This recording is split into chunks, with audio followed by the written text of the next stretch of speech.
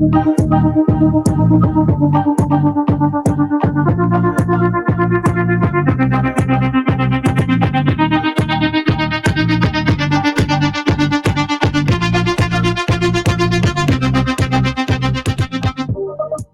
quiero plantear lo siguiente, es decir, desde que se estableció, digamos, el triunfo de Andrés Manuel López Obrador el 1 de julio de 2018, la derecha mexicana ha echado a andar diversas organizaciones opositoras, ¿no? Como los Chalecos Amarillos, el Bloque Opositor Amplio, el FREN, el Frente Amplio contra Andrés Manuel López Obrador, y ahora estamos ante un movimiento muy interesante que es el movimiento de Sí por México, que ahora ya se recicló en esta cosa que se llama Va por México.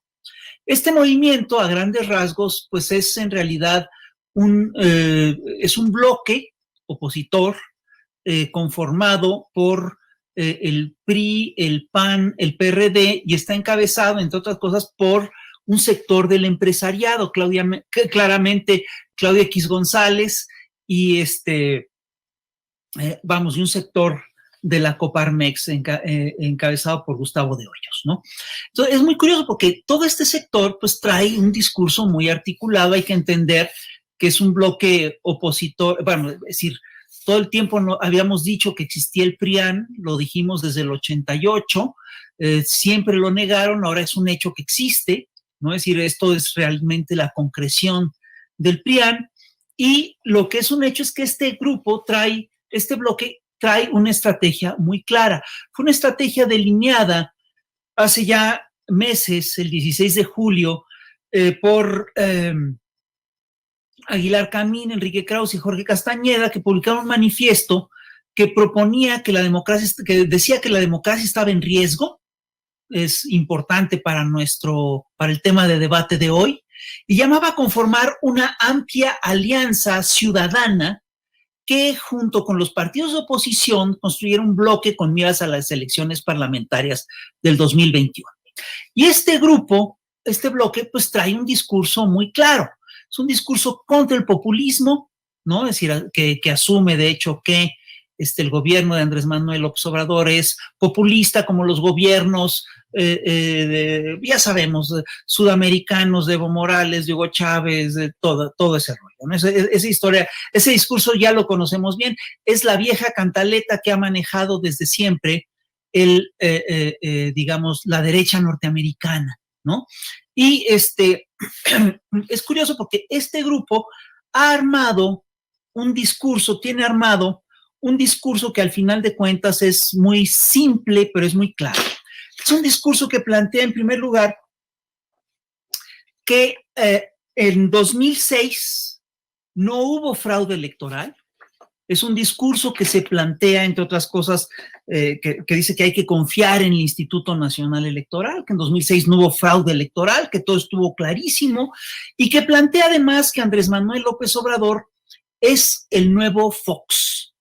Y este discurso destaca esta idea de que López Obrador en el 2006 le pidió a Fox que se callara durante el proceso electoral y que hasta le dijo cállate chachalaca, ¿no? Bueno, y a partir de ahí estructuran todo un discurso que lo que busca es justificar, entre otras cosas, que pide que se le tenga confianza al actual IFE, ¿no? Al INE, perdón, que se le tenga confianza, que pide que confiemos en el INE, y que además pide que le hagamos caso al INE cuando el INE pide que se paren las conferencias mañaneras durante el proceso electoral.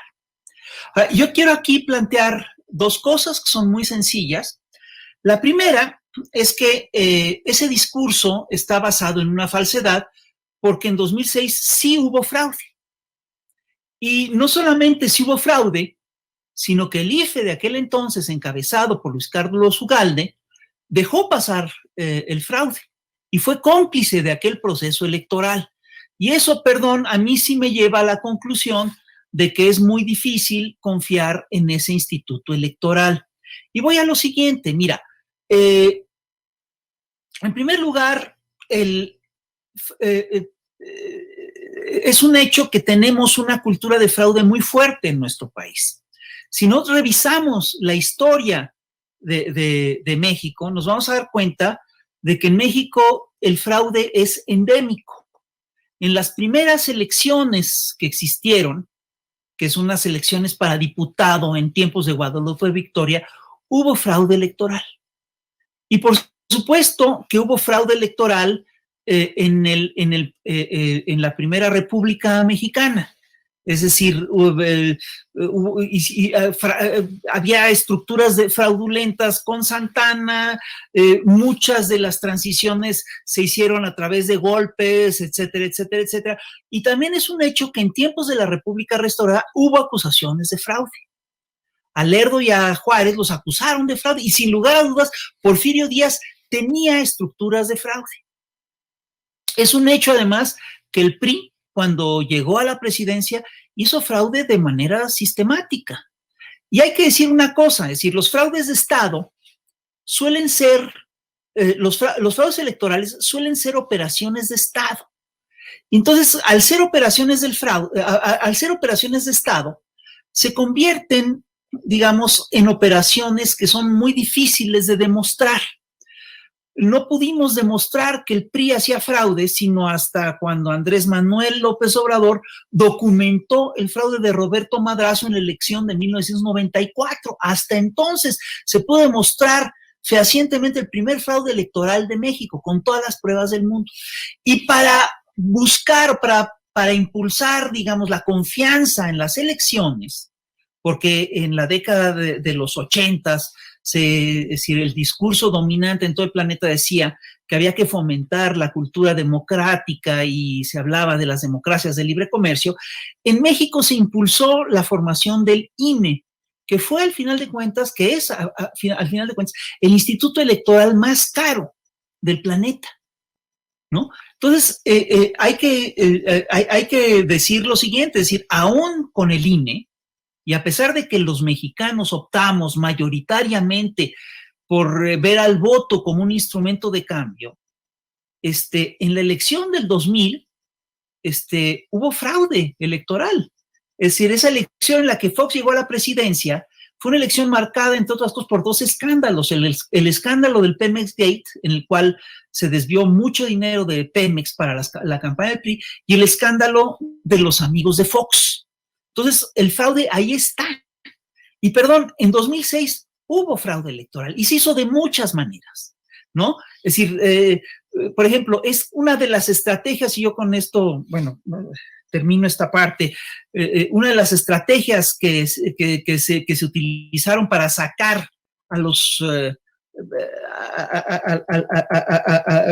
vamos, para imponer a un candidato era hacerle un juicio legal a un candidato que tenía posibilidades de ganar la contienda.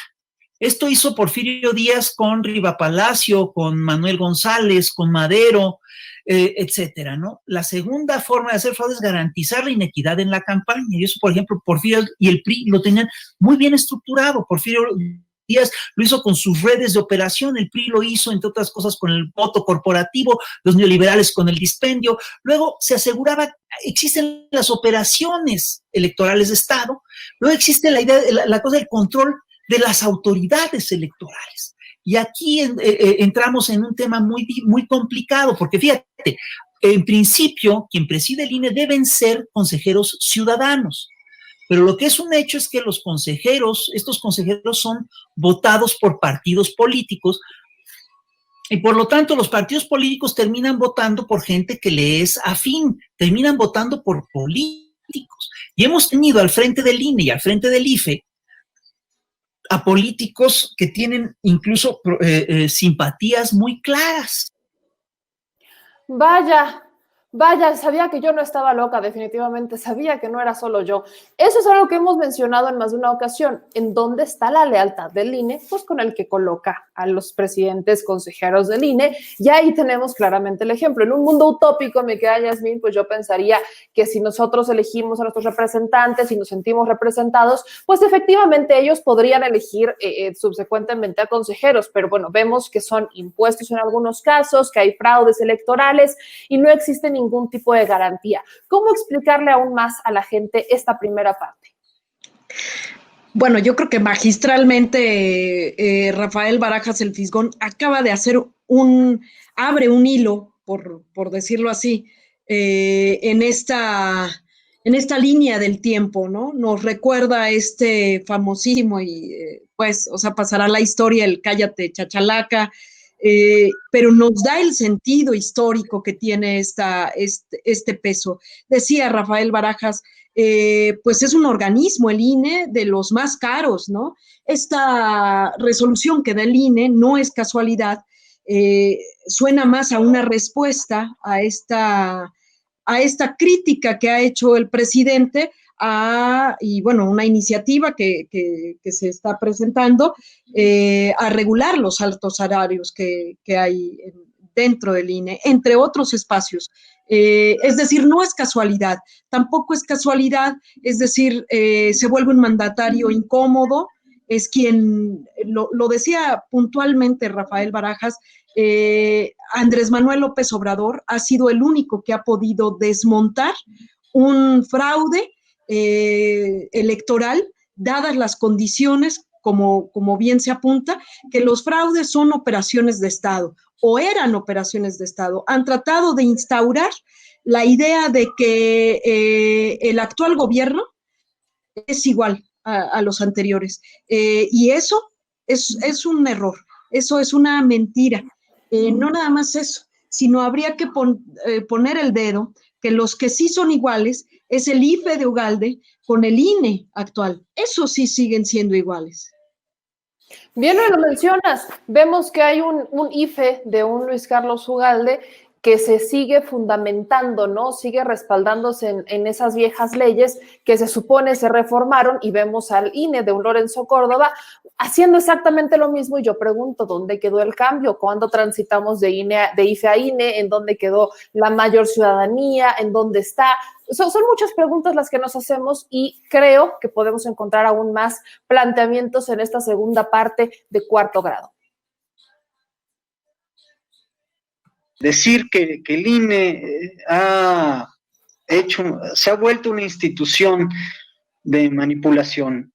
Ya hemos tenido experiencias, estuvimos en la representación de Morena ante el INE, en el equipo de Horacio, y desde un principio, recordemos el hecho de que Ciro Murayama, Baños, el propio Lorenzo Córdoba fue compañero mío de la facultad,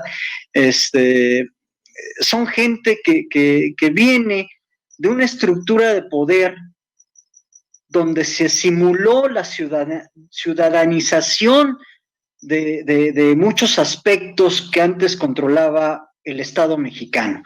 Me explico.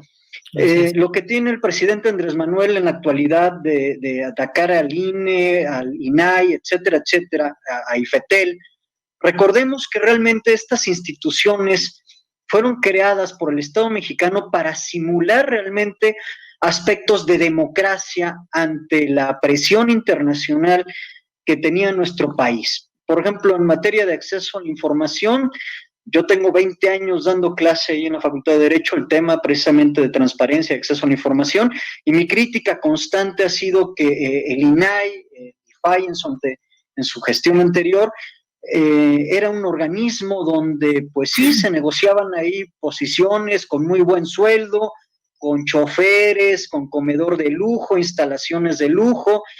Pasó de aquel edificio que tenía el IFAI, que ocupó en algún momento Pedro Domeca ahí en Coyoacán, frente a los viveros, ahora se fueron a sus instalaciones de lujo por Perisur, etcétera, etcétera. Igual sucedió con la Cofetel. Yo también llevé temas de telecomunicaciones en los 90s, en la primera versión de la Cofetel, y me acuerdo de Javier Lozano cooptado por ejemplo, Telcel o Telmex, etcétera, etcétera.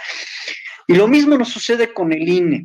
O sea, ya tuvimos nosotros una lucha muy fuerte en la representación de Morena en todos los procesos electorales, el de Delfina, el de Andrés Manuel y los anteriores, donde era notorio de que este círculo de los comisionados, de Pamela, de Ciro, de Baños y de Lorenzo Córdoba, realmente era una especie de simulación. Por respecto del hecho actual de que el INE esté buscando sacar del aire las conferencias mañaneras en cualquiera de los medios en los cuales el presidente las transmite, debemos recordar de que pues casi todos nos vamos con la página de YouTube o nos vamos a sus cuentas en medios electrónicos, porque ahí podemos tener acceso a la conferencia en cualquier momento, la podemos revisar a lo largo del día y demás. Yo pienso, y así opino desde un principio, de que las mañaneras desde aquella vez, cuando yo lo veía en el Parque Margain, allá en Copilco, Andrés Manuel fue era mi vecino, yo vivía en Copilco, crecí en Copilco, y durante el proceso de desafuero y demás, pues pasaba de su departamento y pasaba al parque y ahí juntaba a la prensa y mantenía una cultura de hacer público, de hacer transparente, de informar a la gente los procesos que se estaban gestando en su contra de su proyecto político, en contra de su persona y demás. Entonces, recordemos que la actual gestión del presidente de la República está también sujeta a los principios de transparencia que él mismo ha propugnado, es decir, tenemos un gobierno que trata de ser lo más transparente posible, de informar a la gente, y el hecho de lo que le molesta a estos grupos de poder, a Claudia X González, al Sí por México, a Lorenzo y a todas estas personas, es este hecho de que el presidente siempre ha reiterado en hacer pública las manifestaciones y los avances y los proyectos que tiene su administración. Yo, desde mi perspectiva como catedrático de Derecho a la Información, yo puedo decir que las mañaneras son un mecanismo que tiene la ciudadanía, ¿sí?, todos nosotros, para poder entender, poder comprender los actos de una administración pública, que es la que está ahorita ejerciendo pues el gobierno de la República. Ahí está, parece que ya, ahí estamos ya. Ahí está uno de los temas más importantes, ¿no? Alguien que conoce al instituto desde adentro, que le ha tocado la defensa de Morena, pues vemos cómo explica esta simulación del instituto, cómo es que en la lucha diaria se ven estos intereses reflejados en las decisiones de un INE que es mucho más parcial de lo que no debería de ser, porque el INE debería de ser el árbitro electoral. Yo recuerdo, y lo hago esta analogía mucho, cuando hemos visto en un partido de fútbol, tanto que le gusta a muchos mexicanos, cuando hemos visto un árbitro que sea el protagonista o el que meta los goles, o cuando lo hemos visto, bueno, nunca, el árbitro nunca ha sido protagonista, el árbitro debe de estar ahí para establecer una cancha pareja, y al menos vemos que el árbitro electoral, aparte de costoso, simulador. Y Millás, vemos cómo esto crece y crece, y habrá forma de detenerlo, de pararlo. ¿Hasta dónde llega el poder del ciudadano? Así es, fíjate, algo que comenta y que es importante rescatar, Federico Alcalá ha sido nuestro representante, representado a Morena en el INE, entonces en efecto muy de adentro ha podido ver de cerca el comportamiento de este instituto. Y algo interesante que aquí habría que poner como en un espejo, por un lado, es el tema de judicializar esto, o sea, es decir, se va a tribunales, actualmente ya se presentó un recurso de impugnación desde la presidencia al respecto de esta resolución que da el INE, pero llevar a procesos judiciales es muy peligroso. Si volteamos a ver la historia de los gobiernos progresistas, han pasado ya por ahí y así empiezan los golpes blandos.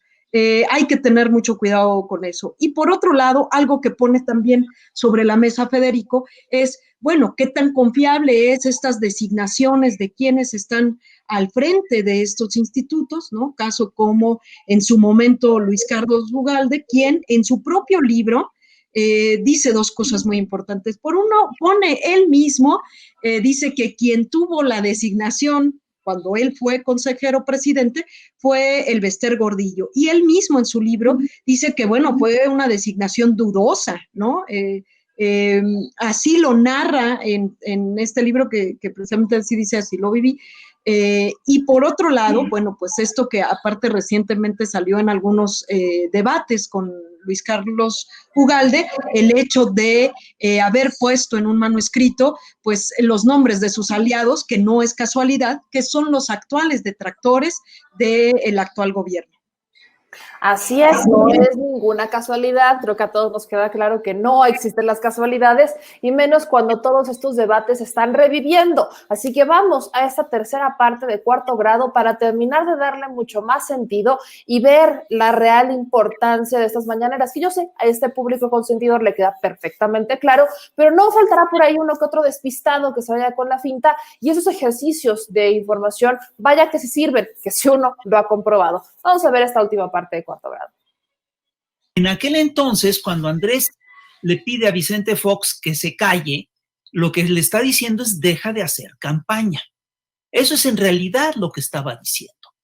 Y hay que decir dos cosas que son muy importantes de la elección del 2006. La elección del 2006 fue una elección en la que se dio por primera vez en la historia, esto es muy importante, una campaña negra a gran escala en los medios de comunicación, ¿no? Y esto obviamente es curioso porque el INE, el IFE, tenía herramientas para detener esta campaña.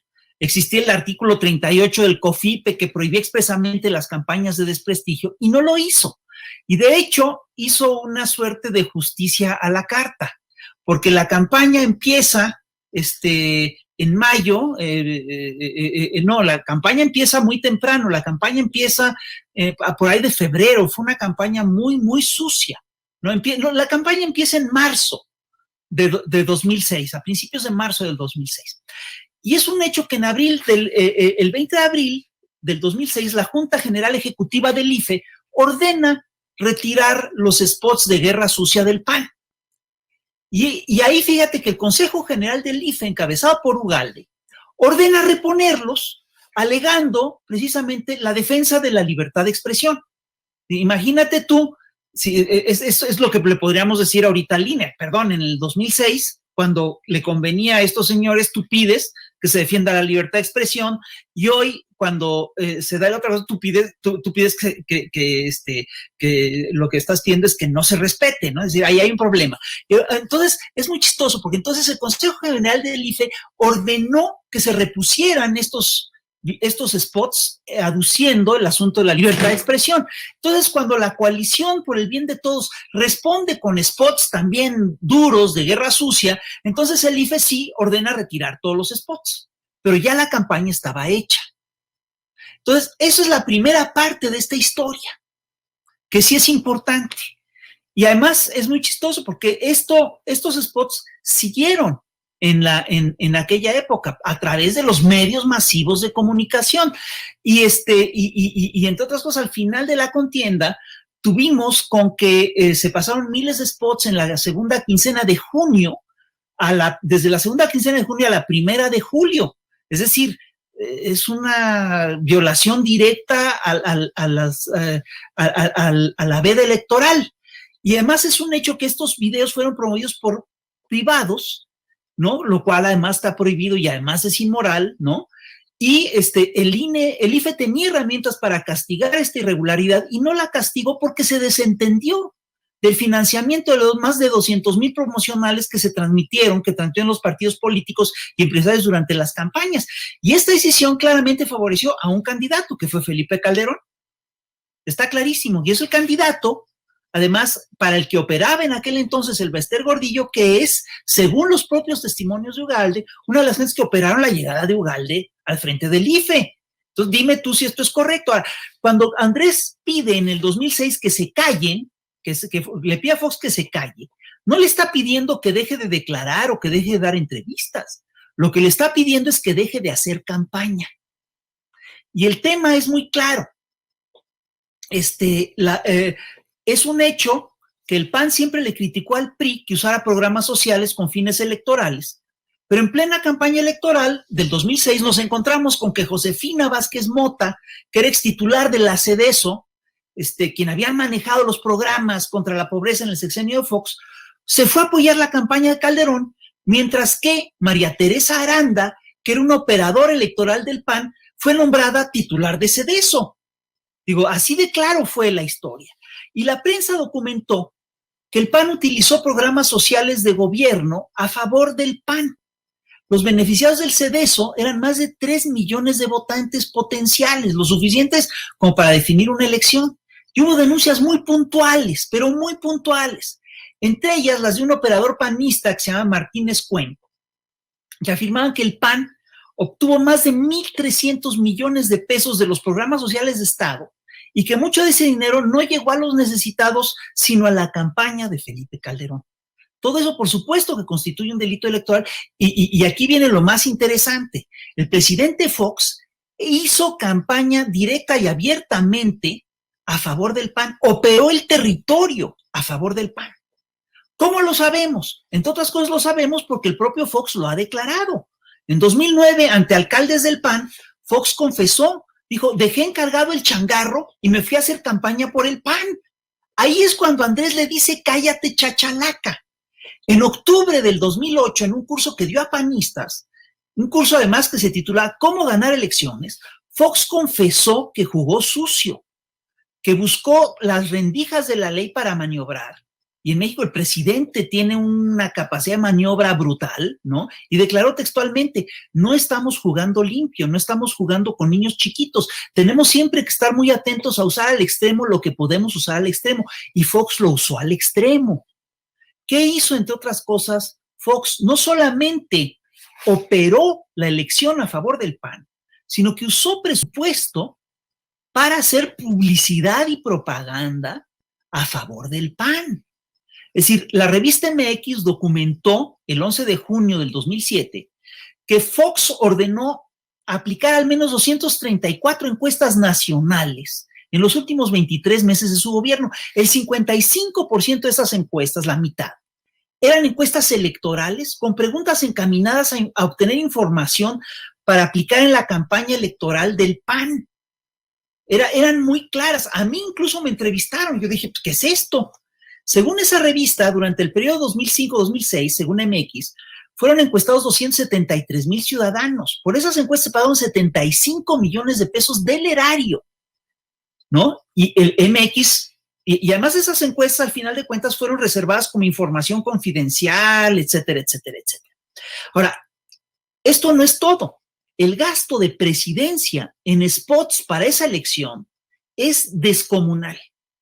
Y eran spots que tenían la voz de Vicente Fox. Entre enero y mayo del 2006, Presidencia pagó, fíjate bien, alrededor de 460,000 spots. Eran 3,800 spots por día. El gasto al respecto fue 1,709 millones de pesos. Todos esos spots tenían el mensaje final de apoyar explícitamente a su partido en la contienda electoral. Ese dinero, esa campaña fue pagado con dinero público. Esa millonada, en vez de aplicarse a las necesidades apremiantes de la ciudadanía, se convirtió en propaganda sucia panista y de presidencia. Entonces, huelga decir que así es como Fox violó flagrantemente la ley y además desoyó cuando la autoridad electoral le exigió detenerse y siguió rompiendo la ley con esos mensajes hasta que la Suprema Corte de Justicia lo detuvo. Así fue. Entonces, no se puede comparar la petición de que Fox dejara de hacer la elección y dejara de gastar 1,709 millones de pesos en spots con el asunto de las mañaneras. Vaya, esta situación es algo que nos deja ver con toda claridad, mi querida Jazz, de qué lado está el INE. No hemos visto que cambie, ¿no? Las comparaciones a veces no serían justas, pero creo que en este escenario son más que necesarias porque vemos que ocurre lo mismo, solo que con una enorme diferencia. El presidente nunca yo lo he visto hablar promoviendo el voto por Morena, jamás. Ha, por supuesto, mencionado cuando se le ha preguntado sobre acusaciones a algunos aspirantes, pero nunca ha promovido el voto a favor de Morena ni en contra de otros partidos. Si bien dice que su pecho no es bodega y que con toda claridad hay cosas que no se olvidan, como los fraudes, eso es lo que ha rescatado el presidente. Y hoy estamos en la encrucijada del qué puede o no decir un presidente en las mañaneras, en este espacio que es el más visto, es el que marca la agenda y es un espacio que podría bien aprovecharse para hablar sobre lo que él vivió, ¿no? Sin tener que recurrir al ejemplo, pero bien puede decir, oye, es que acuérdense que existe el fraude, no se dejen engañar, no dejen comprar el voto, vayan a ejercer su voto con libertad, participen. O sea, vemos que los partidos no tienen ese tipo de influencia ni participación ciudadana. El presidente lo tiene y puede ejercerlo en las mañaneras y tenemos a un INE que quiere mantener cercado todo para vivir bajo las mismas reglas que promueven el fraude y que promueven, por supuesto, este sabotaje a la propia elección, a las propias decisiones y al poder de los ciudadanos. ¿Cómo concluir este cuarto grado tan enriquecedor sobre la importancia de estas mañaneras? No, cómo no, y más con la verdad es que las participaciones de Rafael Barajas nos dan una mirada, nos refresca la memoria, algo bien importante. Esto no es de ahorita, esto no es solamente contra un gobierno, contra el presidente, sino es contra un estilo distinto de gobernar. Está en contra de sus intereses y entonces es acabarlo a como dé lugar. El INE no tiene autoridad moral, a diferencia de la que sí tiene el presidente de la República. El presidente de la República ha hecho sus mañaneras y hemos pasado ya por un ejercicio de elecciones el año pasado en algunos estados y en ningún momento se le escuchó hacer promoción por su partido ni denostación por algún candidato opositor a su partido. Es decir, está comprobado que el presidente de la República tiene muchas cosas de qué hablar como para tenerse que dedicar también para hacer campaña. Eso por un lado. Habría que resaltar que el ejercicio como tal de la conferencia de prensa mañanera, y qué mejor, ustedes como periodistas saben que es un ejercicio muy singular, donde va de la mano con el gobierno, es decir, muchas veces las exposiciones y las preguntas que se hacen en ese ejercicio derivan en situaciones de gran trascendencia. No nada más se informa en la mañanera. La mañanera no solamente desmonta las noticias falsas que día a día se publican en los diarios, estos diarios que ya conocemos, o estos medios de comunicación, los tradicionales que están al servicio de esa minoría, y que por más que están acorralados, pues bueno, este es su último chance en esta última elección, que tal vez tendrán vida muchos de ellos, sino también el éxito del actual gobierno, de este gobierno de la Cuarta Transformación, radica en que se orienta, se motiva a la participación ciudadana, y eso también lo hace la mañanera. Entonces, decías tú hace rato, bueno, pues a lo mejor quienes ven este programa no tienen duda de ello, pero sí es importante recalcarlo, tener elementos históricos como los que nos acaba de dar Rafael Barajas el Fisgón, elementos jurídicos como los que nos acaba de dar Federico, porque la mañanera aparte es un derecho del pueblo a ser informado, y hay que defenderlo. Así es, hay que defender ese acceso, hay que defender esa libertad de expresión y ahí en la mañanera también se hace contrapeso, también es ahí en donde se pueden plantear preguntas, bien lo has mencionado, denuncias que van empujando al elefante reumático. Pensar que el presidente lo puede hacer todo solo en 6 años es complicado cuando venimos arrastrando un país como el que ha descrito un propio Fisgón, con estos matices de fraude, con estos matices de de un órgano electoral extremadamente caro que ha promovido gobiernos como el de Felipe Calderón, gobiernos incluso como el de un Enrique Peña Nieto, que en vez de ayudarnos a avanzar, nos hicieron retroceder y ahora hay que hacer ajustes para estructurar un país que estaba pues hecho pedazos. Mi querida Yasmín Ugalde, excelente cuarto grado, por supuesto que nos vemos el próximo viernes, pero ¿en dónde pueden seguir estos contenidos que la gente pide para no quedarnos con el análisis que ven en los otros espacios, sino tener más debate, tener otras perspectivas? ¿Dónde encontrar estos contenidos? ¿Dónde encontrar estos debates?